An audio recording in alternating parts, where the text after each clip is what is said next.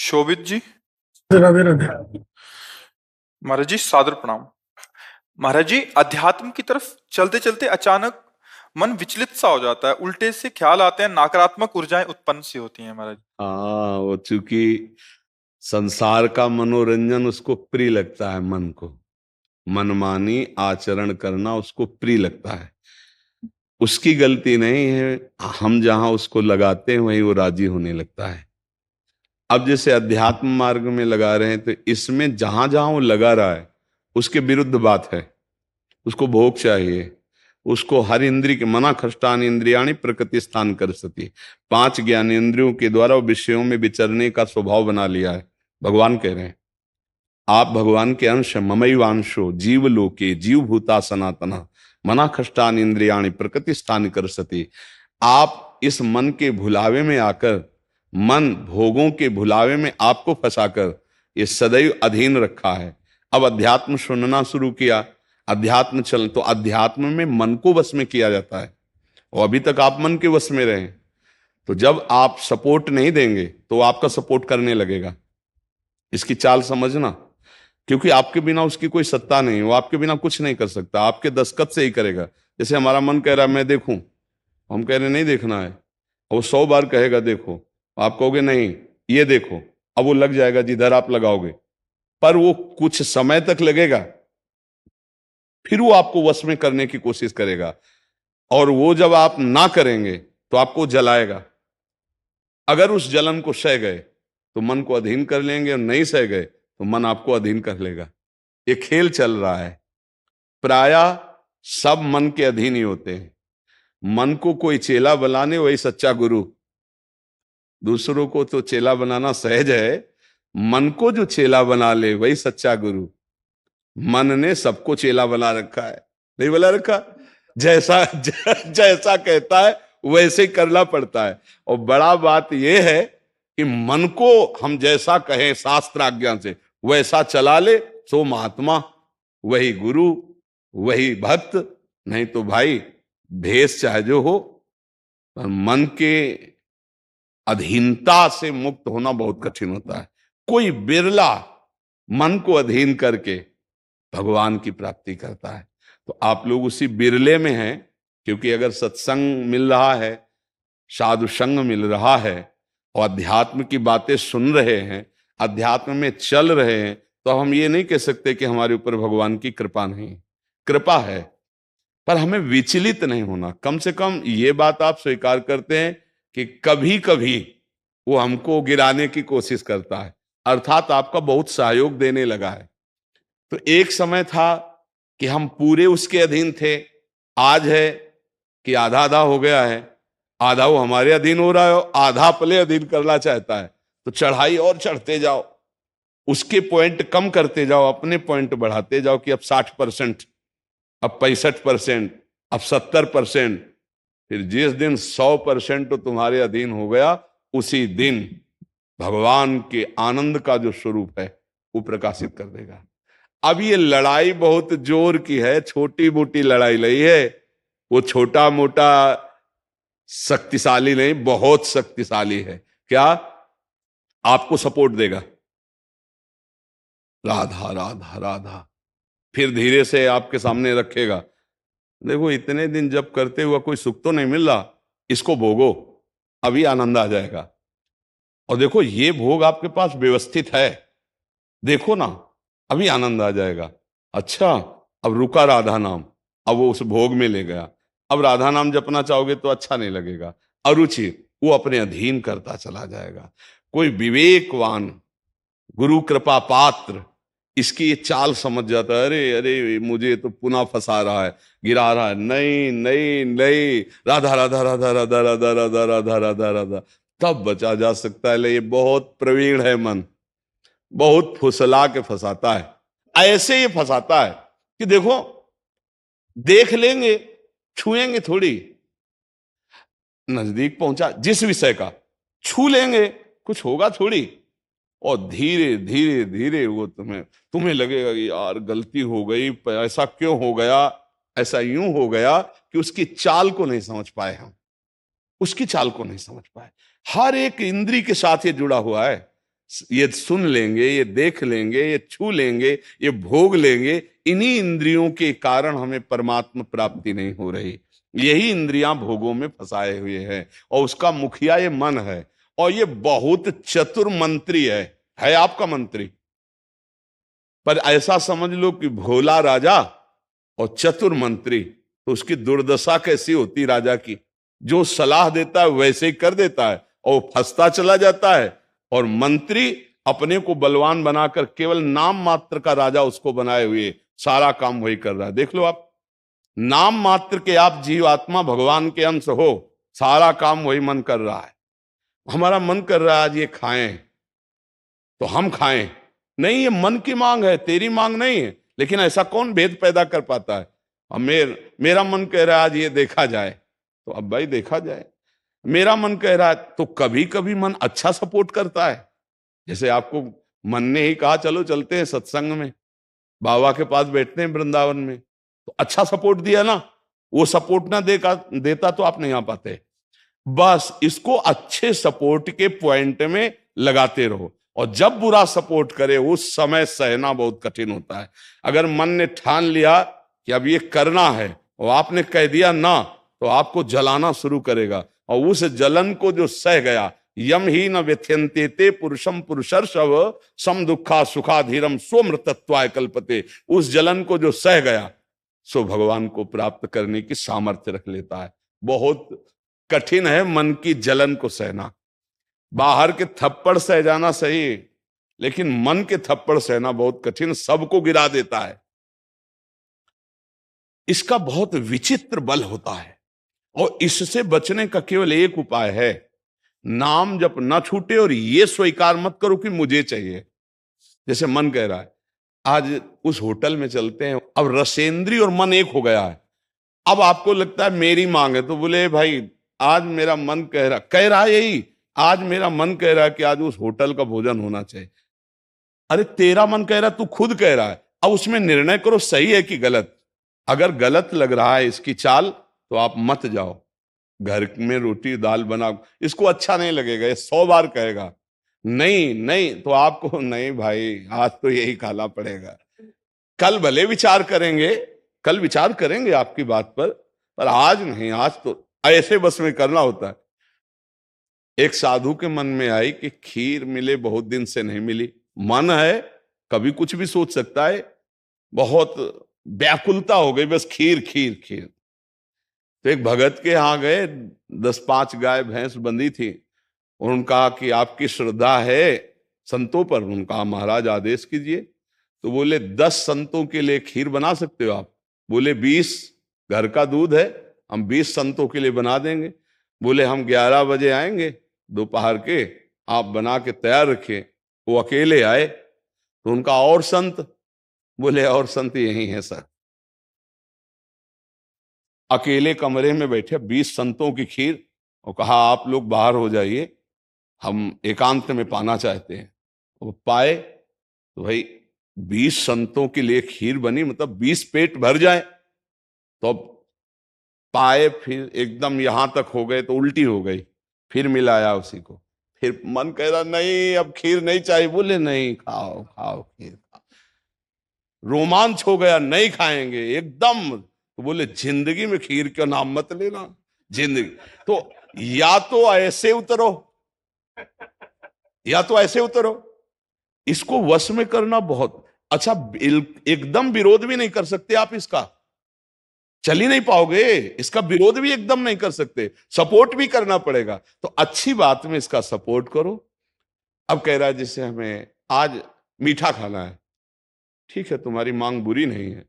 गए किसी अच्छी दुकान से लिया, ठाकुर जी को भोग लगाया, पाली, तो उसका सपोर्ट हो गया। अब वो बुरी बात कह रहा है, अब नहीं मानना है।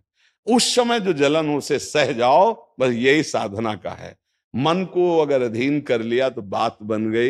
एक हम बार बार सुनाया करते कि मन मारिया तन बस में की ना, हुआ भरम सब दूर, बाहर से कछ दिखत नाई, अंदर चमके नूर।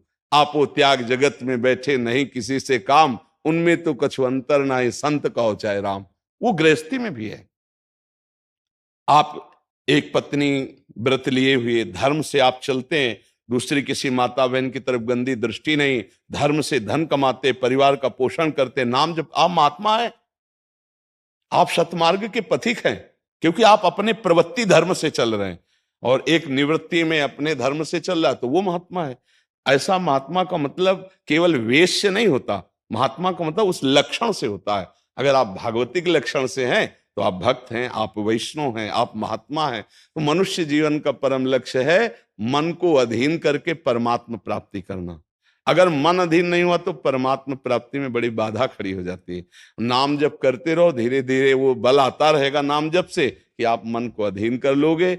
नहीं तो पीछे वाले बैच में यही कह रहे थे कि जितनी जेल भरी है ये सब मन से ही भरी है। नहीं बोले ऐसा क्यों किया? बोले मन ने कह दिया, आप क्या करें, और हम तो कहते थे नहीं करना, पर इस मन ने फंसा दिया, तो बोले 20 साल की सजा, अब भोगो जेल। मन की एक हरकत ने पूरा जीवन बर्बाद कर दिया, मन की एक हरकत ने फांसी पे चढ़वा दिया। वही मन की तो हरकत है।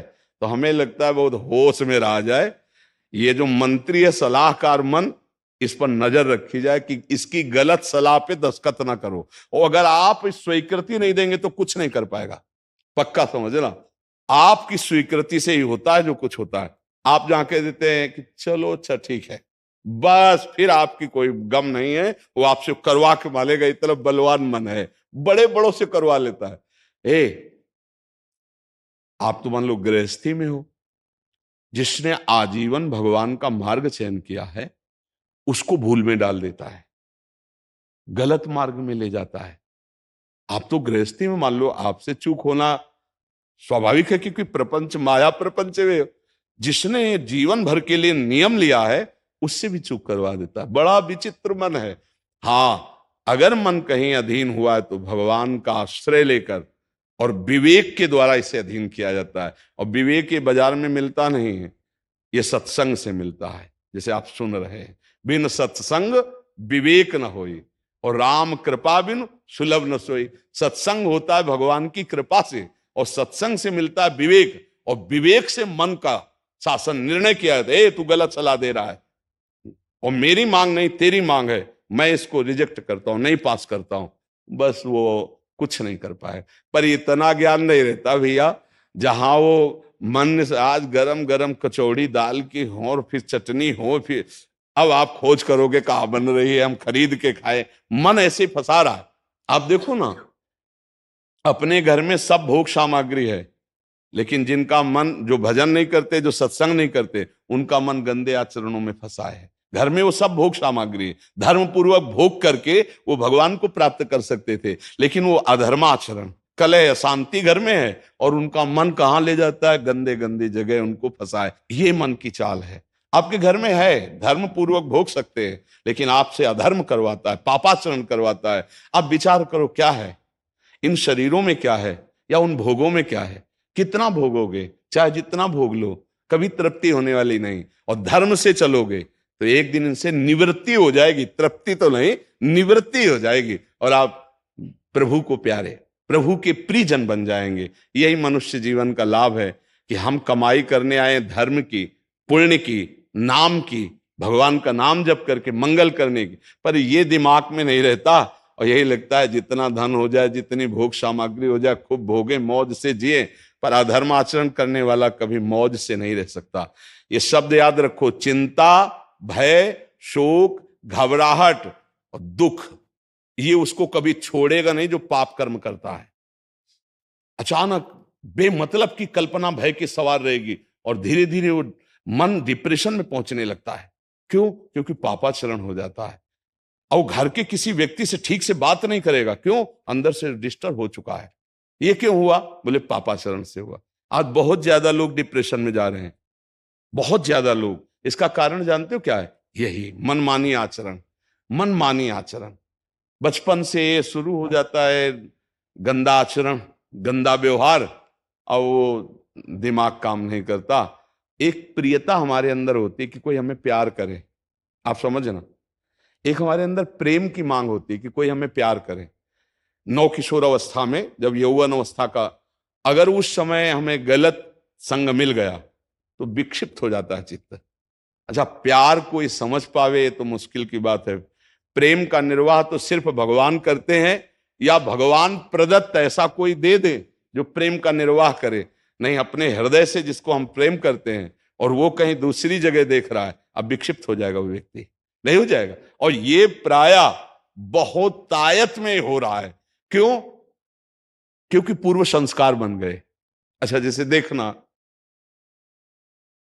बॉयफ्रेंड गर्लफ्रेंड, ब्रेकअप, फिर बॉयफ्रेंड, फिर गर्लफ्रेंड। समझ रहे हैं क्या संस्कार पड़ रहा बच्चों के अंदर?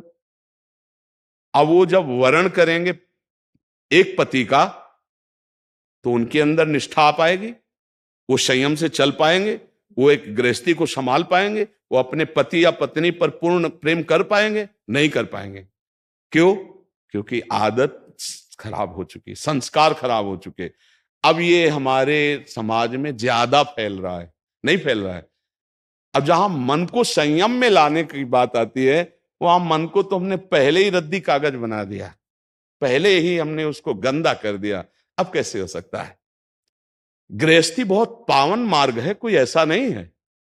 मान लो पवित्र शरीर दोनों के हैं और फिर धर्म से ग्रहण किया गया, तो वो फिर एक अच्छी गृहस्थी बनती है। अब पहले ही, इसलिए भाई बहुत संभालने की जरूरत। आप तो बड़े भाग्यशाली जो अध्यात्म में इस बात को समझ रहे, नहीं तो आज हमारा समाज थोड़ा गलत रास्ते की तरफ जा रहा है, गलत मार्ग है जिसको कोई समझ नहीं रहा। हमारे नवीन नवीन बच्चे, नवीन नवीन बच्चियां, नवीन नवीन भाई इस भूल में फंस गए कि ये सुख है और ये भोगना मतलब जीवन का लाभ है। नहीं नहीं नहीं, इसको धर्म के अंतर्गत रखा गया। देखो, हमारे शास्त्र में 4 पुरुषार्थ रखे गए, धर्म, अर्थ, काम, मोक्ष।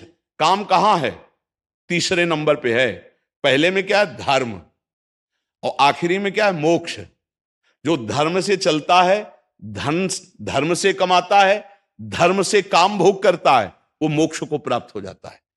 आज 2 बातें हट गई, पहली और आखिरी, धर्म और मोक्ष हट गया, अब अर्थ और काम रह गया, नहीं रह गया। बस यही पशुता बढ़ती चली जा रही है। अब ये संतों की बातें कड़वी लगेंगी समाज को, लेकिन भैया बहुत गलत रास्ते में अपने लोग जा रहे हैं। इससे लौटना अभी संभव है, अभी लौटना संभव है। अगर कदम आगे बढ़ते चले गए तो आप लौट नहीं पाएंगे।